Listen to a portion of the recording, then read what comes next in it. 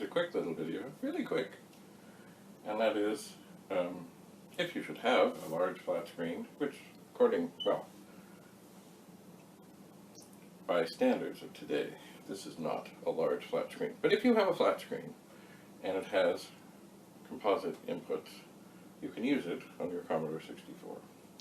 I like the 1701, but I know that it has a tendency to roll and do things when recording, and this does not so much. So, what I like to have both hooked up, and the way that you can have both hooked up is, I have this cable. I picked it up, I think, at a Value Village, and it gives you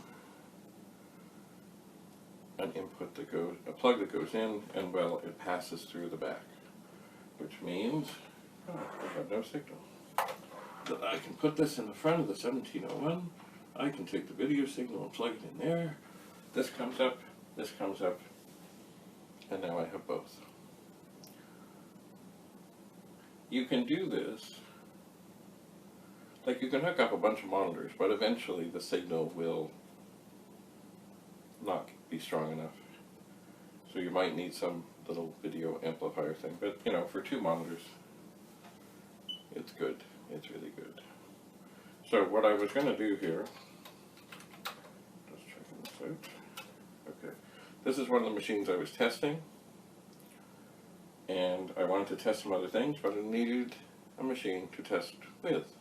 So I'm going to use this to test things, but I just thought that, oh, look at that. It's funny, to me this does not look as clear, and the colors don't look as right, but I haven't had this thing long. I don't have the remote for this TV. I'm not sure how to adjust such things. So I won't at this moment. Anyway, so if you want to hook up both, that is good. The other thing, it occurs to me, that might work, because a lot of the, no, maybe for the sound, but not for other things. I think the sound passes through the back and the front, so you could do so with a simpler arrangement. Anyway, this is a simple solution to have 2 monitors on the go. Alright, thank you for coming. I have more things to test, but that is another story. Bye for now.